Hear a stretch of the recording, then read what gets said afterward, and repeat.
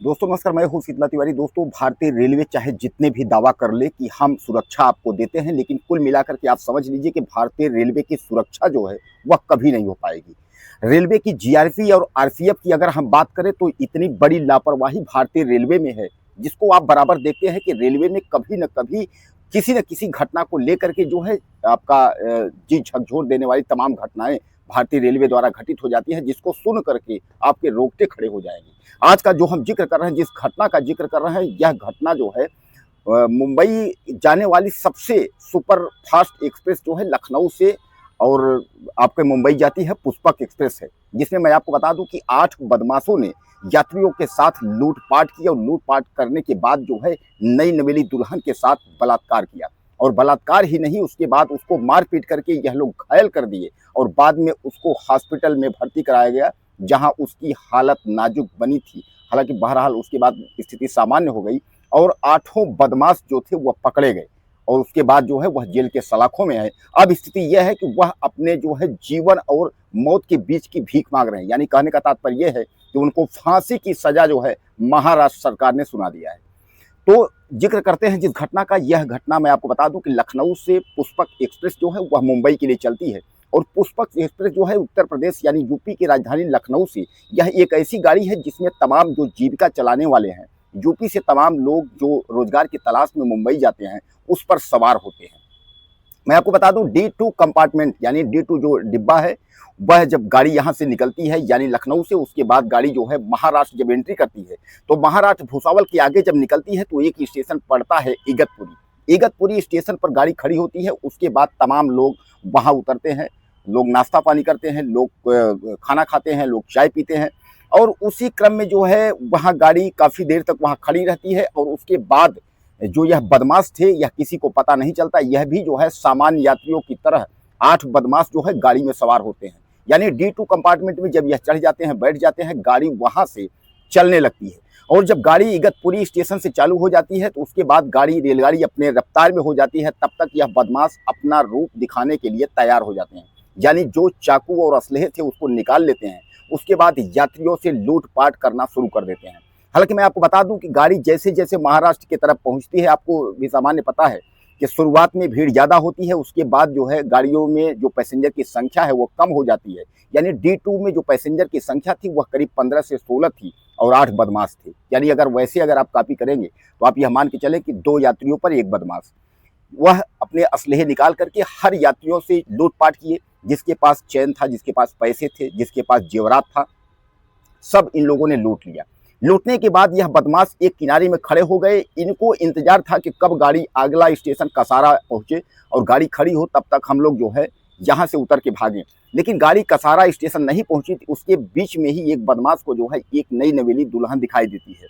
हालांकि उसकी नज़र जब उस लड़की पर पड़ती है तो वह जो है वो लड़की के बारे में छेड़खानी की स्थिति वहाँ पहुँचता है और जब पहुँचता है तो कुछ जो यात्री थे वह विरोध करते हैं और जब विरोध करते हैं तो उन यात्रियों के इन बदमाशों ने पिटाई कर दी। हालांकि मैं आपको बता दूं किसी में हिम्मत नहीं पड़ी थी कि वह लूटपाट और छेड़खानी की वारदात को रोकने के लिए कोई टेलीफोन कर दे, कोई कंट्रोल रूम से बात करे, कोई रेलवे को हेल्पलाइन करे या जंजीर खींचने की भी कोई स्थिति में नहीं था, क्योंकि उन बदमाशों ने इतनी तरीके से धमकी दिया था कि अगर किसी ने ऐसी हरकत करने की कोशिश की उसको अंजाम भुगतना होगा। दोस्तों, मैं आपको बता दूं कि आपके मन में जहन में सवाल आता होगा कि आखिर इतने पैसेंजर थे तो कैसे लूटपाट हुई और कैसे इस तरीके घटना को अंजाम दिया गया। तो आपको मैं बता दूं D2 कंपार्टमेंट जो डिब्बा था उसके एक तरफ 1 बदमाश था और दूसरे तरफ 2 बदमाश थे। यानी डिब्बे का जो क्रम था, आने जाने की जो स्थिति थी, इस डिब्बे से उस डिब्बे में, वह बदमाशों ने रोक रखा था। किसी भी पैसेंजर को इस डिब्बे में आने की अनुमति नहीं थी। उसको बरगला देते थे, इधर भीड़ है, ये सब कहने को उल्टा सीधा करके जो है उन लोगों को बरगला देते थे। अब मैं आपको बता दूं कि छेड़खानी के बाद यानी नवी नवेली जो दुल्हन थी उसके साथ छेड़खानी के बाद उन लोग जो है यात्रियों के सामने उस दुल्हन के साथ रेप करना शुरू कर दिया। और मैं आपको बता दूं केवल एक ही नहीं, उन 8 बदमाशों ने जो है बारी बारी से उस दुल्हन के साथ रेप किया और उसके पति को भी पीट दिया। यानी दुल्हन को भी पीटे, उसके साथ जो है रेप बलात्कार हुआ और उसके जो पति था उसको भी पीट दिए। अब उसके बाद मैं आपको बता दूं कि अब वह फिर इंतजार करने लगे कि कसारा स्टेशन आता है, तब तक हम उतर के हम लोग भागेंगे। दोस्तों, वहां किसी में हिम्मत नहीं थी। जैसे जैसे कसारा स्टेशन, वह ट्रेन जो है पुष्पक पहुंचती है, कसारा स्टेशन जब पहुंचती है वहां खड़ी हो जाती है। तमाम आपने देखा होगा कि जब स्टेशन पर गाड़ी खड़ी होती है तो जीआरपी और आरपीएफ की जो टीम है, जो पुलिस वाले हैं, वह डिब्बे को देखते हुए जाते हैं। आपने अक्सर देखा होगा प्लेटफार्म पे। तो उसमें जो एक यात्री था, उसने इशारा किया एक जीआरपी वाले को कि बचाओ, हम बहुत मुसीबत में हैं। जीआरपी वाला समझ गया और जैसे वो आता है उसको सारी बात बताती है। इतने में जो है सारे जीआरपी के जो लोग थे वह डिब्बे में कूदते हैं और चारों तरफ से डिब्बे को रोक लेते हैं। लेकिन तब तक जो 4 बदमाश थे वो उतर करके भाग जाते हैं। 4 बदमाश जो है वो पकड़े जाते हैं। हालांकि मैं आपको बता दूं, टोटल लूट जो है वो 90,000 के लगभग की लूट हुई थी। जेवरात और सोना चांदी जो था वह अलग से हुआ था। अब आनन फानन में तुरंत जो नई नवेली दुल्हन थी उसको हॉस्पिटल में ले जाया जाता है और हॉस्पिटल में उसको जो है एडमिट करवाया जाता है। इन चारों बदमाशों की निशानदेही पर जो 4 बदमाश जो भागे थे उनको गिरफ्तार किया जाता है। हालांकि मैं आपको बता दूं, यह घटना जो है दिल को झकझोर देने वाली घटना है। औरंगाबाद के एरिया के चारों तरफ के वो बदमाश जो 8 बदमाश थे वह हैं। हालांकि धीरे धीरे करके यह पकड़े जाते हैं। इसकी एफआईआर जो है वह आपके कल्याण स्टेशन में होती है।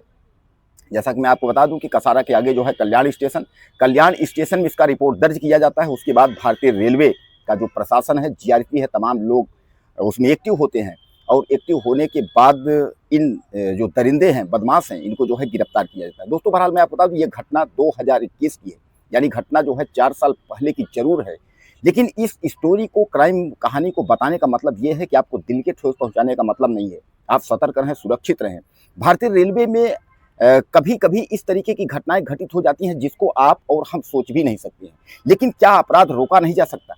अगर उस यात्री ने इस तरीके की हरकत न की होती, जीआरपी से न कहा होता, तो क्या उन को न्याय मिल पाता? यानी वह बदमाश जो है सुरक्षित निकल जाते। कहने का तात्पर्य यह है, कितनी भी बड़ी मुसीबत हो, एक बार आपको प्रयास करना चाहिए। और अगर आप एक बार प्रयास करेंगे तो ऐसा नहीं है कि आपको जो है सफलता हासिल नहीं होगी या सफलता की ओर आप नहीं बढ़ेंगे। लेकिन एक बार आप प्रयास करके देखो। आखिर इस यात्री ने एक बार प्रयास किया और एक बार इसके प्रयास से सारे बदमाश जो है पकड़े गए। बदमाश जो है फांसी के फंदे तक पहुंच गए, लेकिन सबको न्याय मिला।